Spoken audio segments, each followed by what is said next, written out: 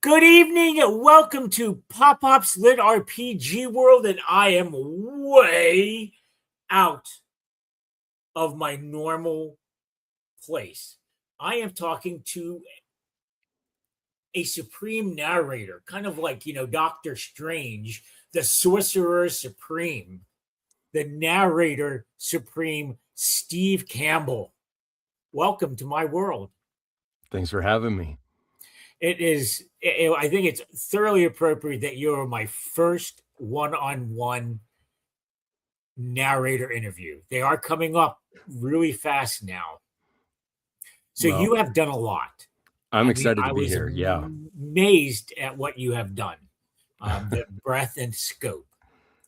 Not only have you done our genre, you've done fantasy, you've done technical, kind of like non-fiction type things. Yep.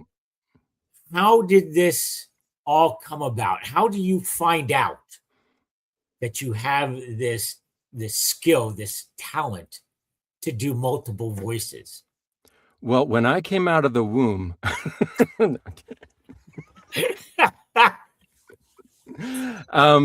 no, I'm joking about that, but I'm not joking at the same time. I come from a family of storytellers. Whenever we get together with when my mom was still alive, when I'm with my brothers, we just tell each other stories. And it's the same stories we've all heard, but we just laugh and laugh and laugh, and we just love to tell stories. So I grew up loving to tell stories. I grew up loving stories. And Lord knows, anybody who spent any time with me knows I love to talk. So it was kind of like a match made in heaven for me. But it did take a long time for me to find out that this was even a job option. So that was exciting when I was actually able to find out, oh, wait, you can do this for a living? Huh, okay. Wow, that's amazing. So a voice actor, a narrator, is different from an impressionist. Oh, yeah. I mean, we were both growing up with Rich Little. Yeah. And that is something totally different. Can you do that? No. That is a totally different knack. Yeah. I'm garbage at impressions, really. I mean, I have a couple that I try and do moderately okay. And then I'll sometimes when I can, I'll throw them into a book. Like I had I had an alien in a book that just screamed Marvin the Martian for me. And so I thought, it's going to work out perfectly. And so I had him come out and he was going to destroy the world. And he really looked down on humans because they were awful. So, it's not a great Marvin and Martian impression, but it's there. It works okay. Yeah. So, but that was about it, right? And so sometimes I would do like things that would try and play around with, like and sometimes it's just fun for the people in the Discord that are listening to me live, because they get to comment or make decisions on stuff. Because we had one book where it would just be one group of random mercenaries or guards that this guy would kill after another. So there'd be a group of 3 to 5 guys that would show up. They would have a little banter, and then he would kill them all. And then there'd be another. So after the 25th group of this happening over the course of 3 books, I was like, what on earth are these voices I'm going to give these guys? And one of them said A at the end of their sentence. And I'm like, oh, he's Canadian. Just for anything to reach for. And so then we did like a SpongeBob Patrick Canadian. And so just as a joke, I was just like, oh, yeah, okay. So today we're going to have the Canadian, eh? And I just kind of joked about it. And they're like, yes, please do that. Please do that. And I said, the only way I'm going to do this guy like this is if you guys in your review say, I love the Canadian Patrick Guard or whatever. And so that was fun to get to play around like that. But yeah, no, but impressions are not my bag. Even when you do Patrick, you're going back doing the guy from Of Mice and Men, because that's where that voice came from. Yeah. So, and how do you do the multiple voices? Do you record like all of the lines in Grand System Vending for one team member, and then, or you have to flip flop, just go because you live, so you got to flip flop as you go on the fly. Yeah.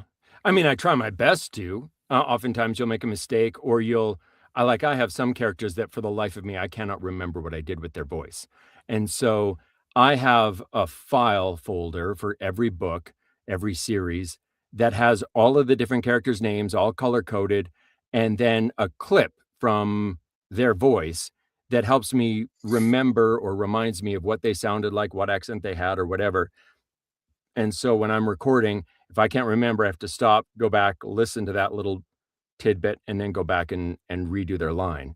But usually I just try and go chronologically through the book and switch from one character then to the next, which for the most part, if I'm familiar with the characters and I know what they are, that's not too hard. The challenge comes when you have a group of characters, even characters that you know well, but they all have like different accents that are very similar. For example, I did a trilogy. The first book was called After. Oh, I'm gonna really kick myself for not remembering this. Um, After Fire, something like that. I can't remember. I can't believe I can picture the cover and I can't picture the title of it. Anyways, I think it was like book 2 or book 3, there's a group of mercenaries all from the UK that are going in to do this mission, and one of them is from London. There's a male from London, a female from London, a guy from Scotland, a guy from Ireland, and a guy from Northern England. Wait, is this by S.M. Sterling? No. Okay. This is from Miles Fowler. Okay. I believe his name was.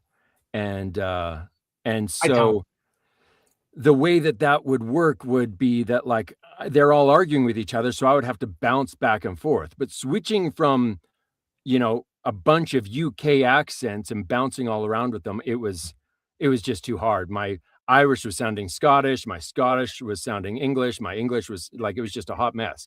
So I think at one point I was talking in Dutch or something, like it was just crazy. So, so that scene, in order to keep continuity, what I did is I recorded, like you said, all the lines for the one character, then went back, recorded all the lines for a different character. And then from there, I had to splice them all together. But that's rare. That's extremely rare. The only other time that I've actually, ironically, recently had to do that was with Discount Dan 3 and Winnie the Pooh. I struggled so much. I mean, we're talking about impressions. Yeah, Winnie the Pooh. That's why do you think I brought it up? Winnie the Pooh is not an easy one for me to do, because the actor who does Winnie the Pooh, he has a very low register. So when he goes into his falsetto, it is in a lower register than my falsetto. And so me trying to get down into that falsetto where he's at was really struggling. And then my voice would not crack up, but crack down, right? So it would kind of go into like a honk or something. And so I was fighting and trying to get it to work. I gotten the first couple of lines down that he says, and I was like, yes, I got it. This is good. And then he goes onto a diatribe of just talking for a while. And I lost it. I couldn't get it. Like I lost the voice. And I think I spent 4.5 hours working at it and got about 10 recordable minutes. And it's a hell of a lot easier to do the voice in your head. Oh yeah. Oh, in my head, I'm an amazing narrator. Yeah. Mentally, I'm fantastic. I can do it all. Yeah. You should listen. Listen to the way I do girls in my head. It's been amazing. They sound so phenomenal. You have some girls to do in Discount Dan. I have a lot of girls to do in a lot of books. I do all the girls most of the time. It's rare that I get to do duet. There are some narrators. They're doing the combos now. Yeah, duet narration. And I've done those. I love doing those, but it's not often that I get to do them or that I'm doing them. it just amazes me the breadth of what a voice actor can do and what they have to do.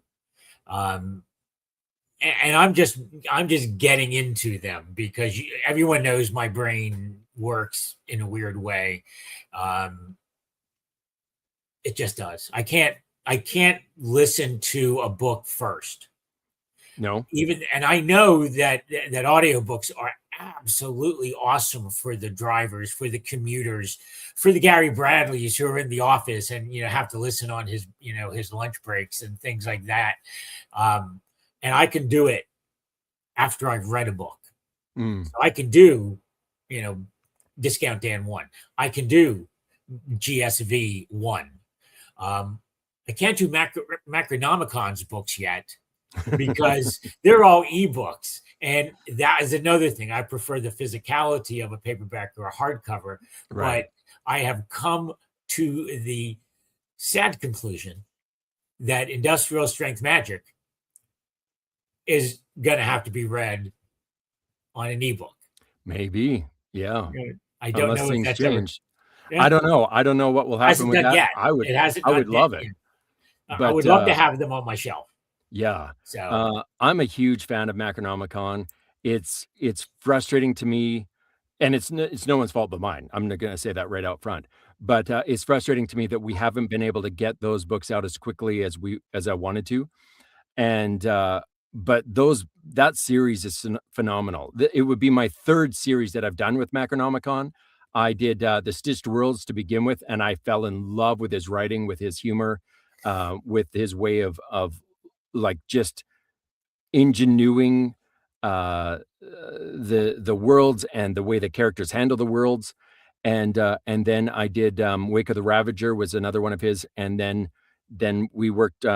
Jeff Hayes wanted to work on Industrial Strength Magic with me, and so that became a Sound Booth Theater project. And I was amazed at the way they work, their process.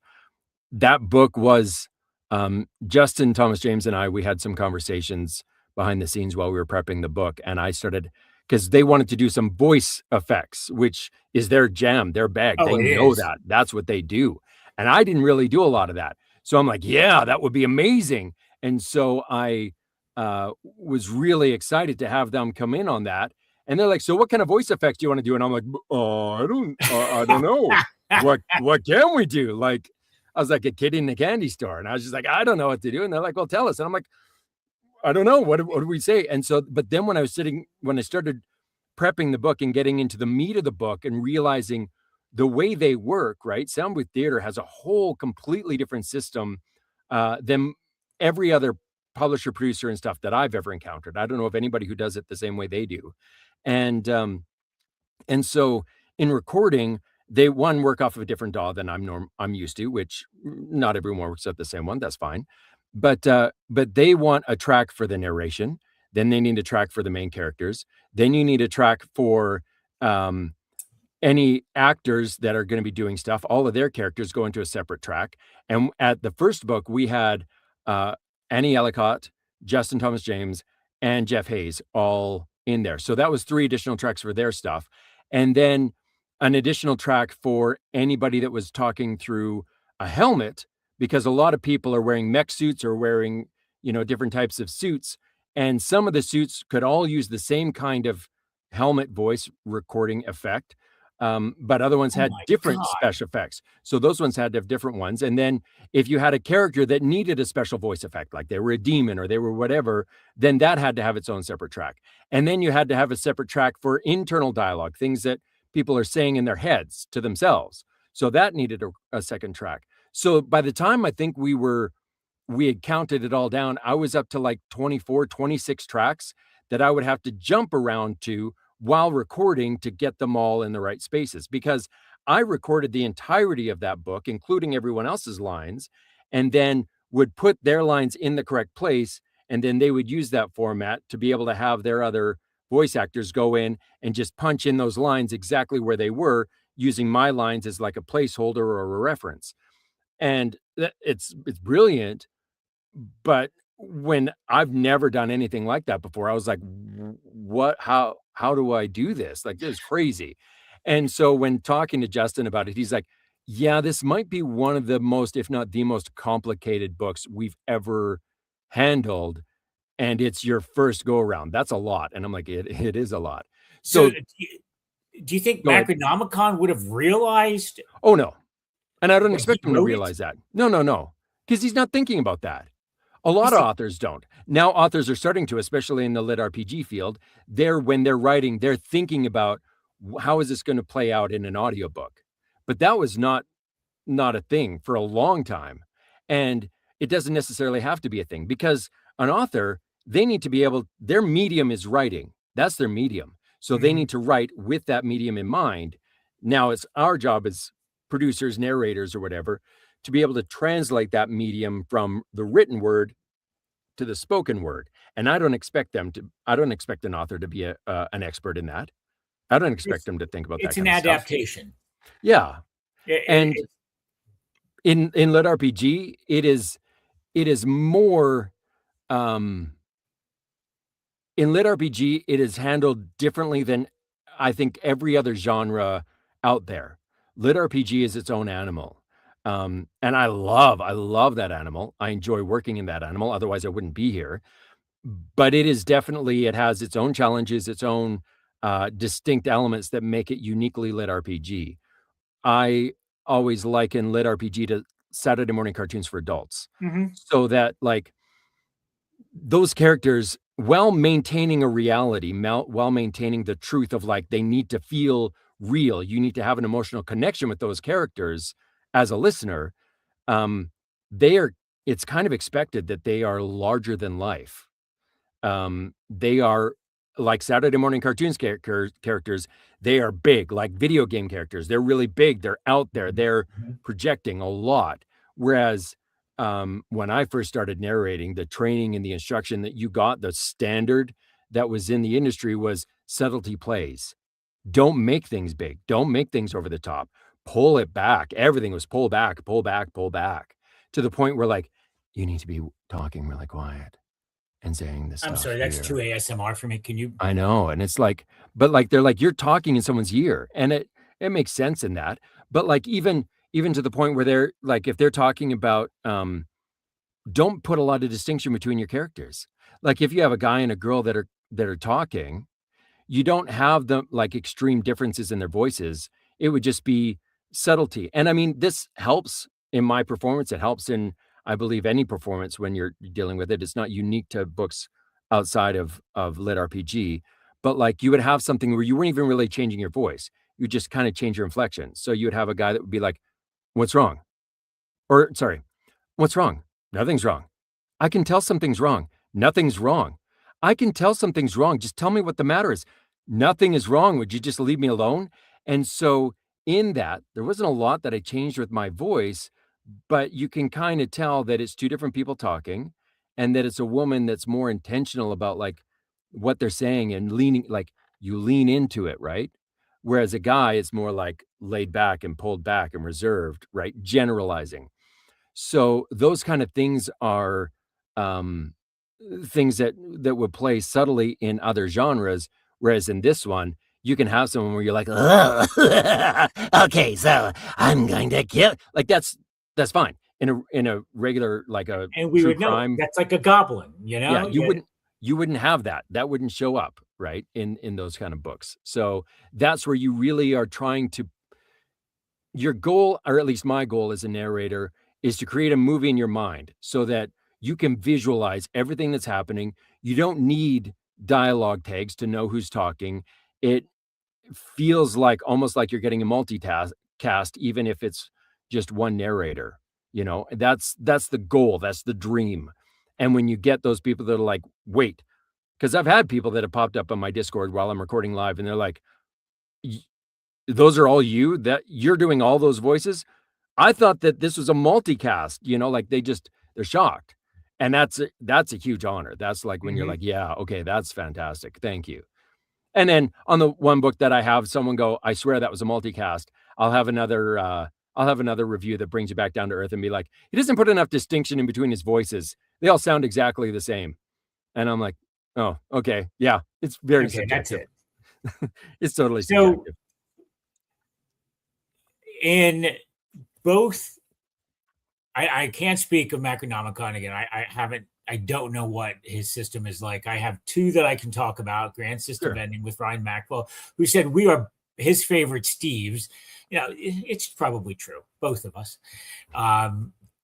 And with James Hunter's Discount Dancers, their system dialogues are totally different.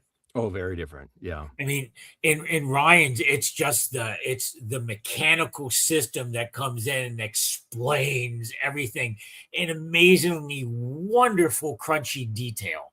Mm-hmm. And in Dan's, it's just irreverent, cynical, obnoxious. It's like, what the hell are you doing here? Why are you doing this to me? How did you handle the difference? How do you decide what level of crunch sounds like versus the system in the back rooms? Stats are always an interesting thing for audiobooks because some people love them, some people hate them. And that's why, like, you'll have some books that are like you said, they're really crunchy. They got a lot of stats. They're heavy stats. And there's people that live for that. Other people are like, I could take the stats or I could leave them. Like, it's okay. And in book format, that's fine. Because if someone doesn't really care about the stats, they can kind of skim through. And if something catches their eye, they can stop and read it. But they can just flip the page and just move on. They don't have to do anything. Whereas in audiobooks, you're kind of, unless you're willing to sit there with the skip button and run the risk of not missing something, where if some little bit of dialogue pops up in the middle of a stat, or maybe there's something important in a stat that you didn't know about, you could skip through it, but you're scaring yourself. So then they have to sit there and wait for you to read it to them all the way through. And if they don't care about that, that's not going to be enjoyable for them. So you have to try and find a balance as a narrator between satisfying those people who really want the crunch and love the crunch, and those people that are going to find the crunch to be nails on a chalkboard for them. And one of the ways, go ahead. Go ahead, Steve. One of the ways that we try and do that is potentially put personality behind those AIs. And narrators, I know I started to do this. I know Jeff Hayes does this a lot. Mm-hmm. When we started putting more personality behind them, a lot of the authors started to see that and recognize that. And then some did it organically on their own, where they were like, ooh, this is fun. Let's make the AIs more interesting, more part of the story, more part of the dynamic. So they write them in such a way that it becomes very clear that this AI is very sarcastic, or this AI is whatever. For the most part, for specifically those two books that you're talking about, one of the privileges that I had was having the opportunity to sit down both with Ryan and with James and go, okay, what do we think we should do with the AI voices? And with Ryan's, we spent a good amount of time, because in Grand System Ending, I'm sure if you've read book one or listened to book one, mm-hmm. like the first 70 minutes of the audiobook, 50 minutes of it is AI. Yep. That's a lot. And so it's like, how do we handle this without giving listener fatigue? So we played around with a lot of different voices, a lot of different ways of doing it. I actually ended up recording the first section of AI stats, I think about 4 or 5 different times. Complete re-record, then re-voice, and then complete re-record again. Then we had like 4 or 5 different samples, and Ryan was in my Discord. There was a number of others in the Discord, and we would discuss. I think Geneva was there, and we would go, okay, what about this one? And we would play them back after another. And we'd be like, okay, do we like this one? Do we like this one? And we tried to narrow it down. And it took, I don't know if Ryan, you remember, but like it took a number of hours to really hammer out where we felt like this AI voice would sit, that would be taking these stats that some of them are really genuinely entertaining and fun. And some of them, it's just like, it's a lot of like, those stats are in there. And he did that for a reason. One was because he didn't want to have to slog through the rest of the series with all of those going in there. Mm-hmm. And 2, at least 3 hours. And 2, we wanted he wanted to pay homage to those games where you do have to sit through those stats before you really get into the game. And there's, as a gamer, you're like, can we just move on with the game already? I'm ready to start. Like, I don't want any more of the tutorial.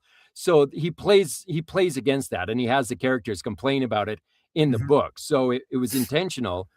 But what we tried to come up with was a voice that was kind of like, ironically, what we ended up falling upon was something where he was just overexcited about everything. And so he would be talking about something that was really horrible, like your death, but doing it in a really happy, upbeat voice. It's like, you will die.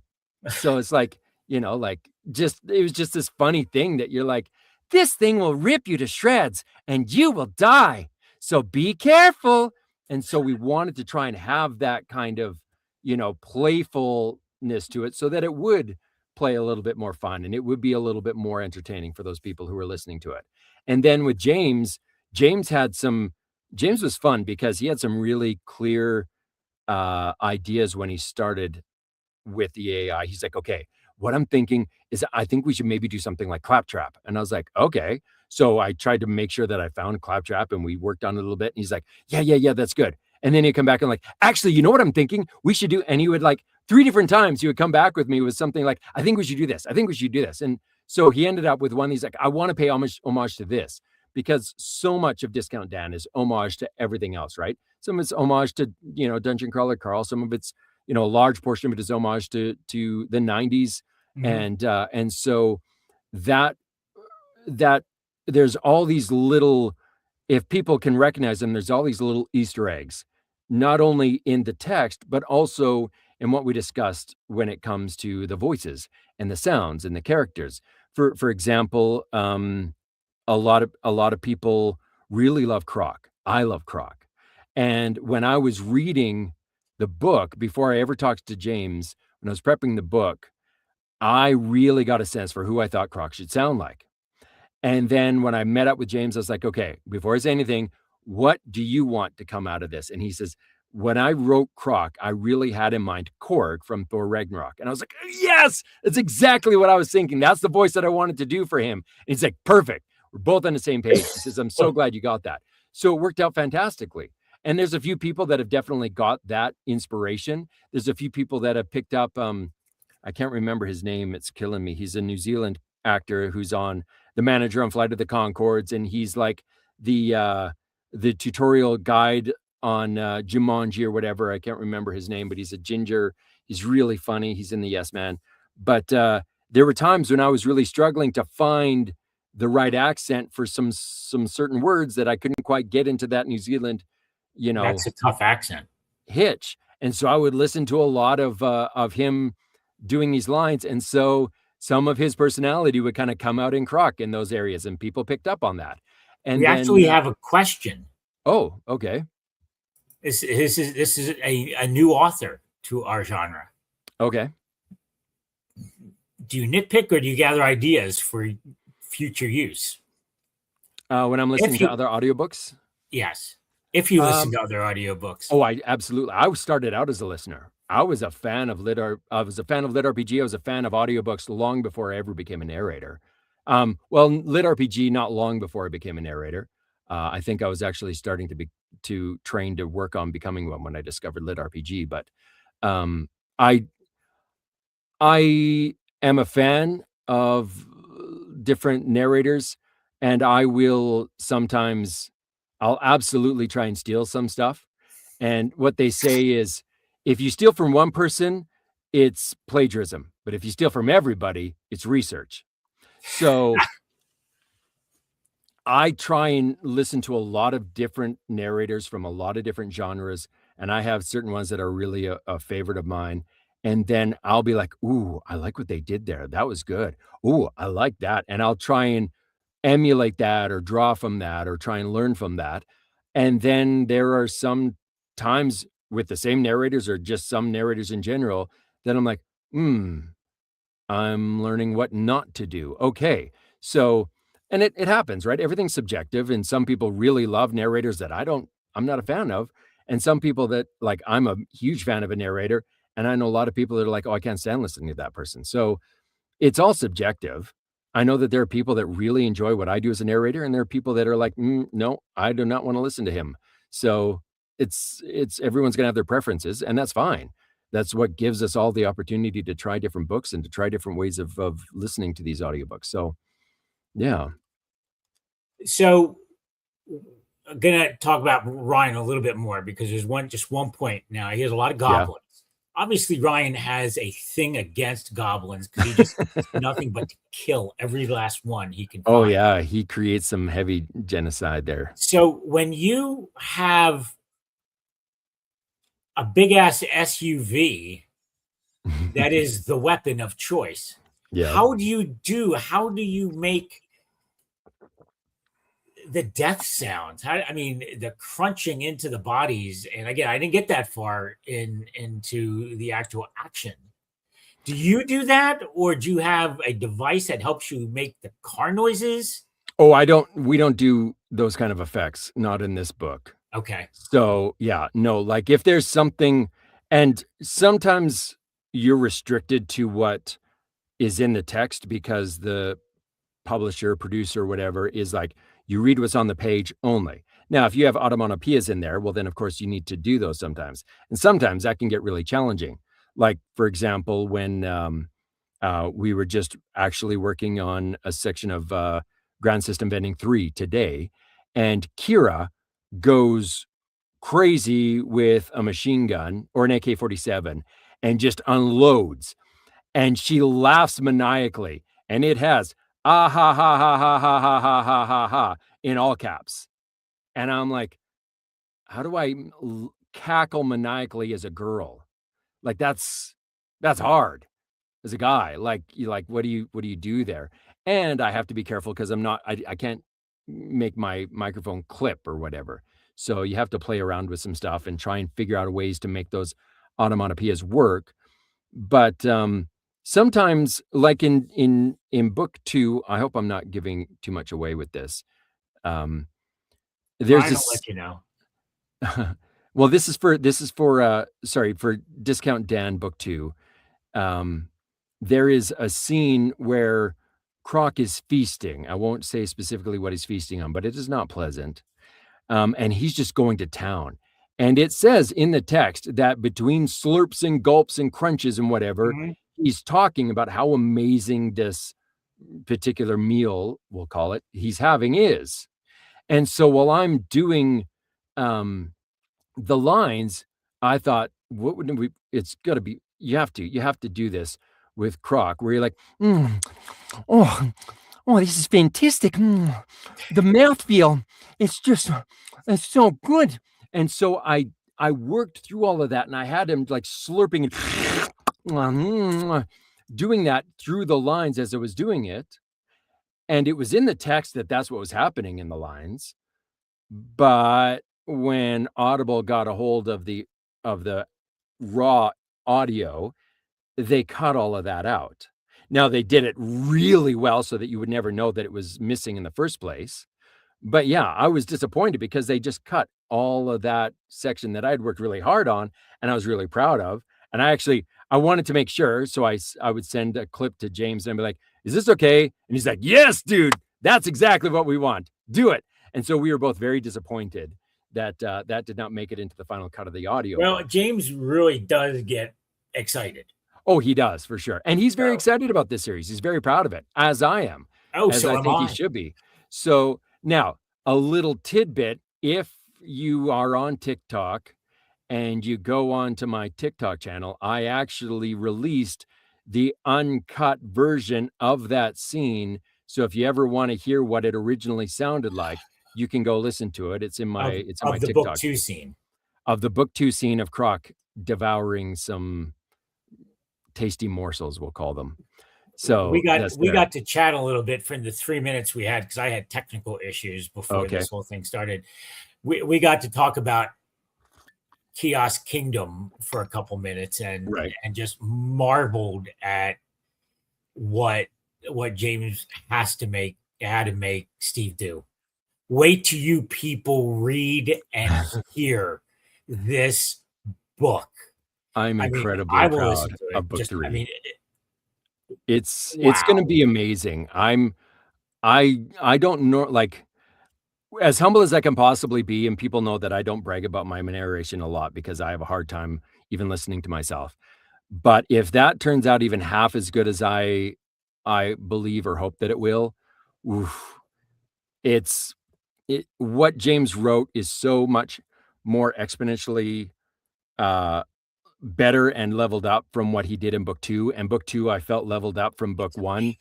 It was It's really great. amazing. It is. But I did curse James out a number of times, um, because he really threw some curveballs at me, in that book. Some of them I don't wanna give away because it gives Oh, away the don't please. No, spoilers, they don't. The readers don't need to know until it actually reaches them.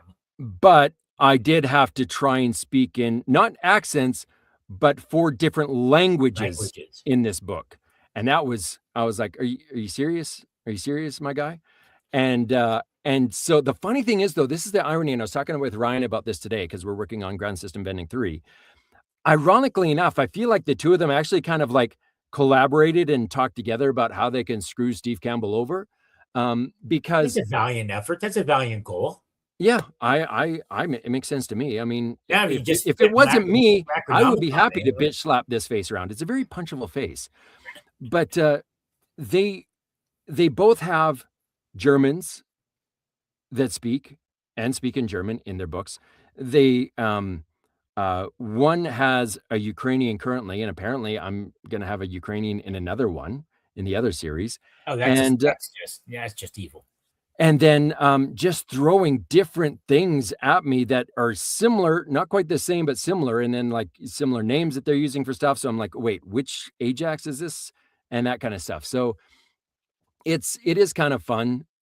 It's one of the things that I enjoy about LitRPG is the new challenges and it makes it fresh. But it is nice sometimes when I get to have a little palate cleanser. I'll do like a later on this year, I have another couple of uh mystery romance intrigue books that I'm doing for HarperCollins, um that are like a Harlequin intrigue is what the genre is. So it's like a mystery and a romance kind of involved, and everyone's human, no one's getting sucked into some portal somewhere, and it's it's just nice. And yeah, it is challenging. You learn something new on every single book.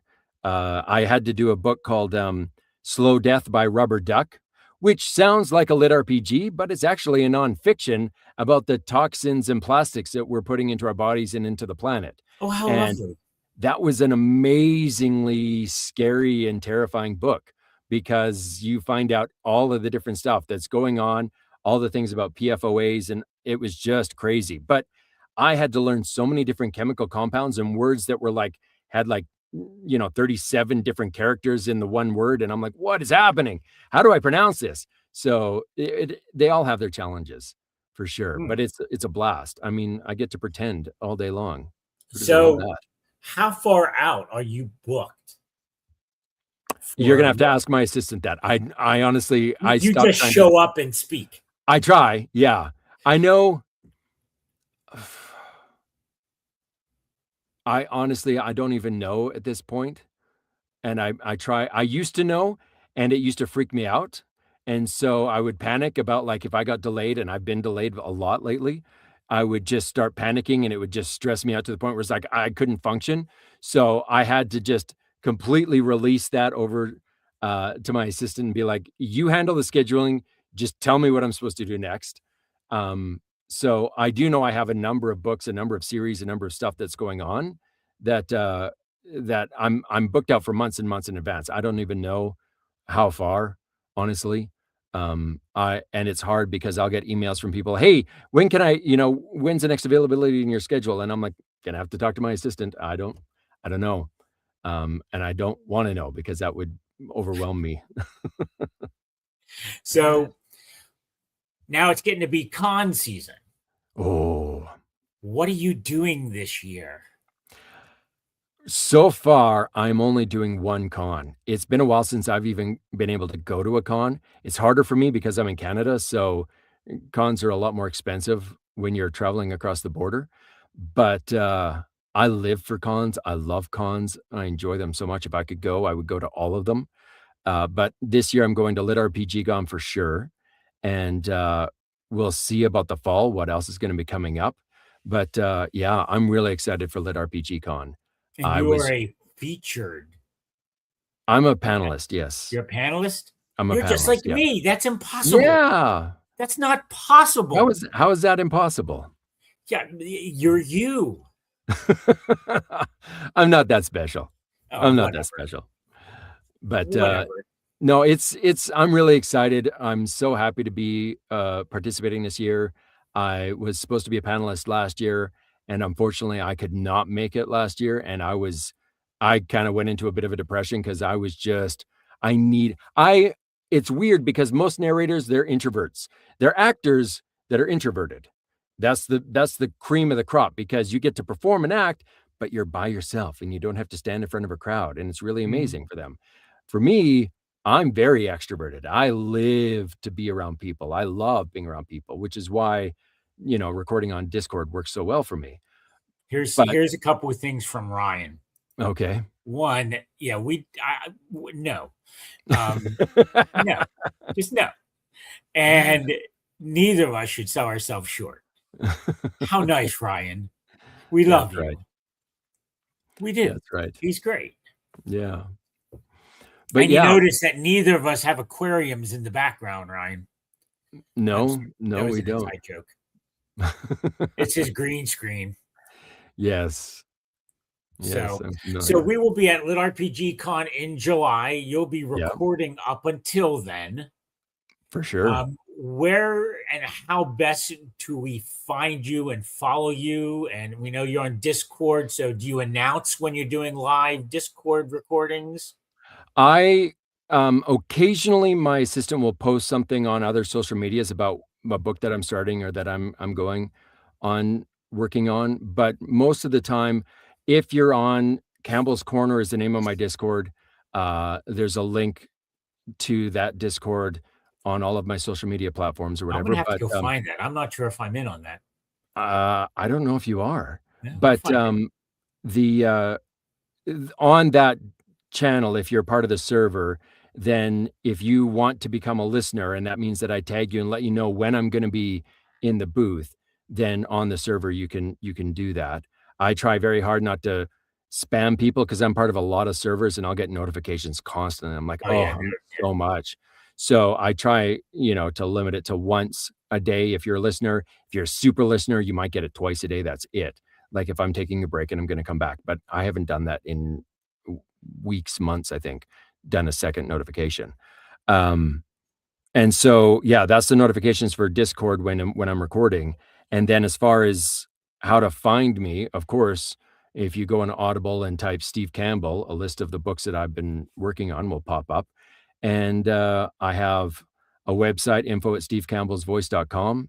And a link to all of those things are on I think I'm on just about every platform like TikTok and Instagram and Twitter. I guess it's not called Twitter anymore. I'm not on that one. I'm not as active on that one, but I have an account there. And Facebook or whatever. Twitter server once, and so I gave up on it. Yeah.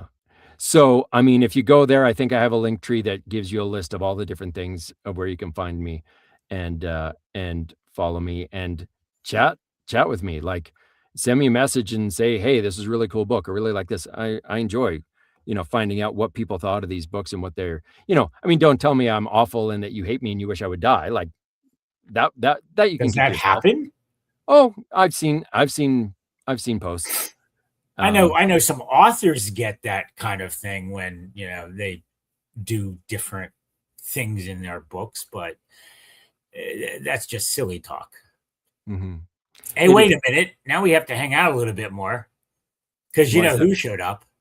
Oh, no. Hey, guys, sorry for being late. Here we talked all this shit about him and he wasn't even here. I know, right? Oh, no. Oh, well, maybe he'll just have to listen to everything that we said tomorrow.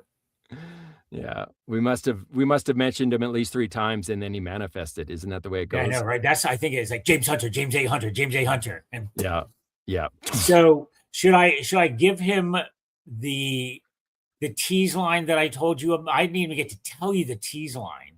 I don't think you did. What's the tease No, line? because the technical difficulties. All righty, Mr. James A. Hunter. I finished Kiosk Kingdom last night. I started doing my book walk on it today. I didn't get to finish it. My tease line is this. All of the rest of the books that I read for the remainder of 2026 will be fighting over spots 2 through 10 of my top 10 faves list. Wow. Because my number 1 book is done. There. Did I like it, James? Did I like it? He's a silly guy. All right. So what else is going on here now? Let me look. His son is in a school play. That's a valid excuse. We can't really, we can't say that. I'm not going to be angry at him for not being able to make it out. Nah, not for kids. He does take his dad. He's very, very importantly. He's a busy guy. I don't begrudge him having to take time for himself at any time. So I don't think Jeanette lets that happen.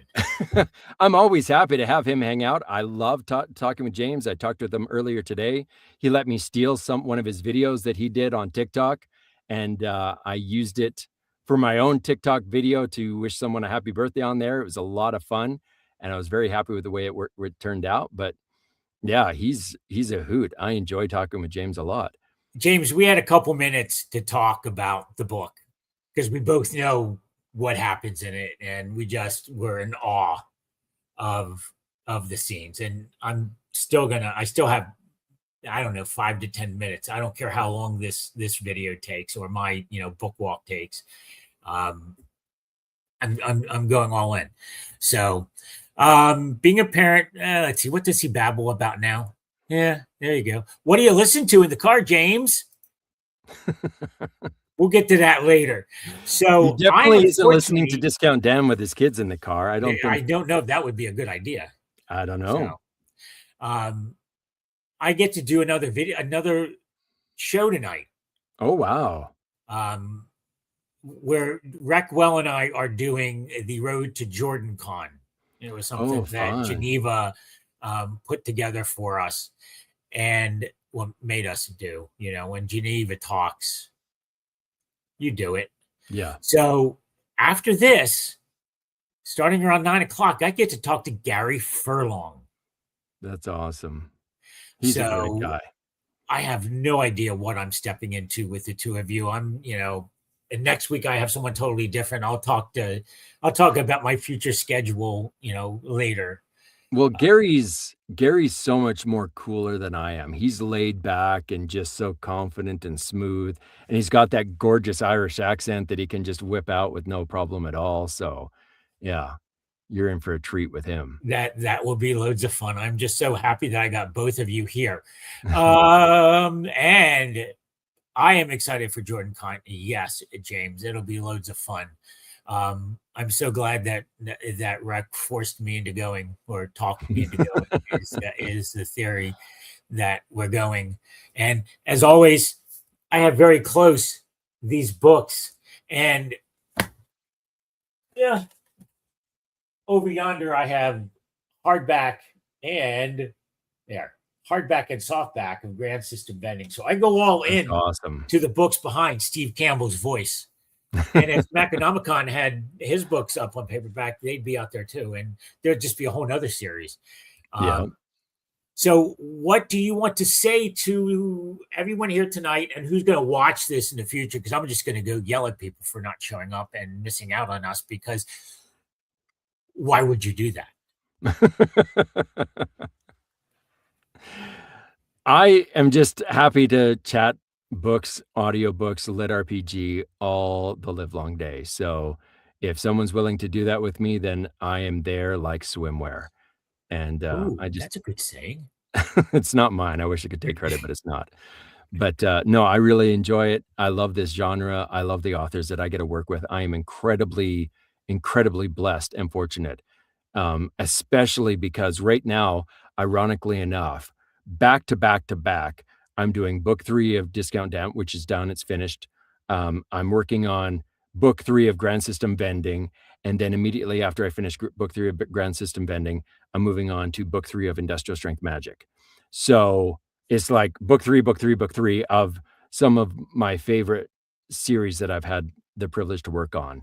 And I'm so incredibly grateful. And beyond just working with James and just working with Ryan and Micronomicon, I have been privileged to work with Lars McMuller. I've been privileged to work with, I've worked on a book with Tao.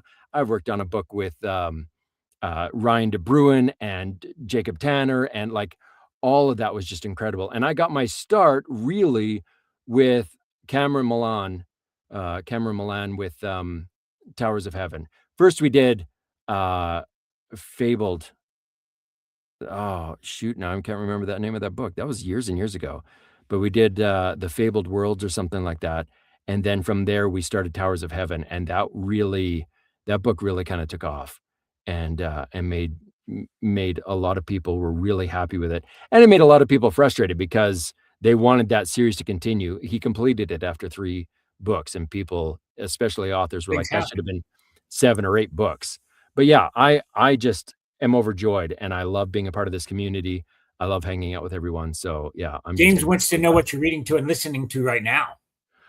I'm actually listening to a few different things. With my son, my oldest, I'm listening to The Wind and Truth by Brandon Sanderson. With my youngest, as we're going around doing stuff, we're listening to book 7 of the Dungeon Crawler Sir Carl series. And on my own, currently, I'm listening to Operation Bounce House because that made it out there. And so I'm listening to that with Travis Baldry and Matt Dinneman, of course. So those are the things that I'm currently working on for audiobooks for myself. I have a few that are not quite finished, and I have a laundry list of TBR that needs to get accomplished. We all do. And what do you recommend that should get more love? What do I recommend that should get more love? Oh gosh, of things that I've done or just things in general? Any recommendations from books you've done that should get more love? Oh, that's so hard. I feel like they all need to get more love. Honestly, they all need to get more love. No, ones that I think that were criminally undervalued. I think at the top of that list would have to be Mayhem by Aaron Oster. That I really felt like that should have won awards. I actually tried to petition to get that put into a number of different award categories, and I was shocked that it got snubbed. I thought it was freaking brilliant. I thought it was hilarious. It fits right in with the whole dark horror comedy situation. The characters that are in there are just unbelievable. Like when you have a chipmunk that sounds like Principal Lewis from American Dad, like come on. How do you not love that? A unicorn cow, a unicow that is cannibalistic and likes to eat people. And skewer things with its rainbow horn. Like, come on. It is such a fun and funny book. I know Aaron has just put out a new Kickstarter too for one of his series, so you have to go look for that. And he wanted to get that one. We wanted to see that one do well because he really loved writing in that series. And he actually messaged me when I finished the book. He listened to it, and he told me multiple times he had to pull off onto the road because he was laughing so hard at his own book. He was laughing so hard at some of the crazy antics that happened in that thing. It was so much fun. So yeah, I really wish that one got more love and attention. Mayhem by Aaron Oster, but there's a lot of series that I've worked on that I think we're lucky that Ryan has been distracted, and I don't think this is meant to you. This is going to someone else because would you know what he's saying? He's saying something in Tagalog, to Miss Pink Eye. They have in my Discord, they have full-on conversations in Tagalog, and I'm like, Ryan knows Tagalog. Apparently, I don't know, something like that. And then the other one I actually have to give a shout out to because I'm still sad, and I know that I'm not the only one, is Black Dawn by Nathan Amy. that book, he finished the series, and because the audiobook and maybe the whole entire series, but the audiobook definitely did not quite it didn't do quite well enough to justify continuing with the audio. We didn't get to keep going with that series, but it was such a good series. I really loved how it's a D20 series. So all the kind of the way the magic system works is they do a lot of D20 rolls and stuff. He actually rolled every time there's a roll, he rolled, and whatever that dice rolled on, Wow. he had to write that into the story and make it work. And I'm like, dude, why are you not promoting that more? That's incredible. That adds real stakes. There's no like plot armor there when you're adding that into the element of your writing. And he's like, oh, maybe I should. And I don't think he really did that much promotion of that type of that going on. But Nathan is a delightful person. It's an incredible series. That's And the one based in Missouri or Arkansas or yeah. I think I grabbed it's that Arkansas, on whatever. recommendations as to be the first one to read by him. Yeah. Duke has woken up and decided to make an appearance. Awesome. So that but yeah, that Black Dawn, I wish more people got a chance to check that out. I actually did that as a duet narration with Marley Watson, and it was one of her first audiobook jobs, and I thought she was phenomenal. I thought she was incredibly talented. I got to know her a little bit, and I petitioned for her to be part of that series, and she did such a sensational job. So, Craig, you showed up. Thank you for coming in. Love Craig. Craig is another one that I'm like, dude, write more of Rift Warden. We need more of that series. I love doing that first book, and he is eventually going to be writing more in that one. I cannot wait to get back into that world. So yeah. Excellent. So anyways, I'm going to go to my next interview. Steve, can I talk to you in the future at some point? Say like, no, I never want to speak to you again. Damn it, what did I do wrong?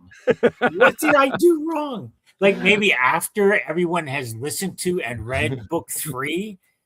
Yeah, absolutely. I would be overjoyed to spend more time chatting with Pop. I would love to be able to have you and James together in a few months to talk. That would be amazing.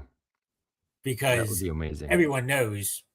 Everyone does know my position on the series, on Discount Dan's Backroom Bargains. I love the series. I love James for writing it. I think he's done a brilliant job. I have, especially in book 3, there's a lot of character development, and I fell in love with those characters. So you can listen. And we'll keep talking about you. But I don't want Gary Furlong to get upset with me. He might go into some sort of Irish tirade. Yeah, he might still be hungover from St. Patrick's Day. You never know. So it could be. It could be. No, Gary's a wonderful guy. Steve, thank you so much for talking with me today. I appreciate it. Talk in the future. We will see you and hang out at LitRPG Con in just a few months. 4 months. Unbelievable. Amazing. So excited. Awesome. And guys, thank you for coming in. Come on over to the studio again in about 5 minutes when I'll have Gary Furlong on the way to JordanCon, the road to JordanCon. Guys, thank you so much. We are out of here. And for now, Pop out. Of course, it takes 3 seconds.